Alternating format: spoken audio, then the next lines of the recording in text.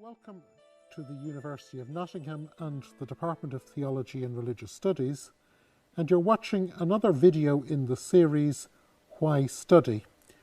With me today I've Dr. John Hoover, who's our expert in Islamic studies, and he's also an expert in the work of Ibn Taymiyyah, who is a famous Arabic historian. And John, why study Ibn Taymiyyah? Well, Ibn Taymiyyah is well known for many reasons.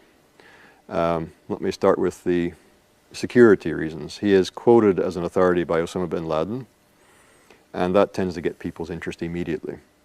And then he's also famous for having written a large work on Shiism, which is feeding into a lot of Sunni Shia polemics today. He was himself a Sunni. He lived most of his life in Damascus, and there were Shia-Sunni tensions in Damascus at that time. He also wrote the largest refutation of Christianity in the whole Islamic tradition. He's written a refutation of Aristotelian logic, and coming out of this, he's quite a modern figure, actually, in terms of his epistemology and the way in which he approaches texts and so on. He's written a very huge work arguing that the revelation of Islam agrees with reason, so the agreement of revelation and reason.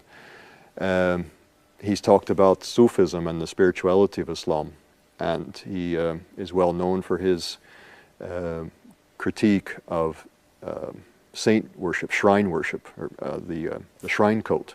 So he covers all kinds of things, and there are different groups of Muslims and non-Muslims today who have taken interest in his work on any one of these counts and gotten quite into his thought. But he has something to say about a lot of different things. He stands about midway between the beginning of Islam and the present day. He lived in the late 1200s, early 1300s. He died in 1328. So standing at that juncture, halfway between the beginning and the present of the Islamic tradition, and then having captured the interest of so many people today, that makes him a very fascinating figure to study. So, in other words, here is someone who in Islam is as significant in the range of his work as Augustine or Aquinas is in the Christian tradition. Or even more so. I like to say sometimes, if you walk the streets of Cairo, you can find Ibn Taymiyyah's works, or especially the works of his disciple Ibn Qayyim al-Jawziyya, who writes a bit more poetically and more beautifully. You find them in almost any Islamic bookshop, where you're not going to find Augustine and Aquinas in any bookshop in the UK. Yes, unfortunately. So there's a sense in which Ibn Taymiyyah and Ibn Qayyim al-Jawziyya, his student, are more present in centers like Cairo and. So studying him is not just studying the historical thought in the way that we might study the historical thought of some great thinker in the past. It's actually studying a living force in Islamic understanding today. Yes, studying Ibn Taymiyyah is indeed studying a living force in the Islamic tradition, the present-day Islam. To what extent is Ibn Taymiyyah today? We spoke earlier about him being a living force. Mm-hmm. What would you say is the most salient of his thoughts that is active today?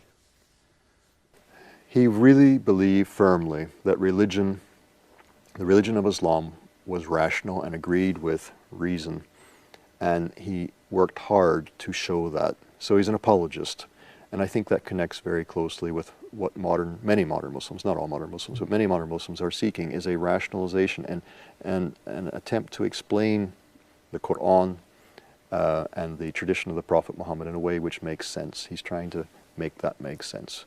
It's reasonable. Okay. We have tried in this short film to introduce the thought of a great thinker. I hope you found it interesting, and I hope that it has helped you to discover more and whet your appetite to study even more.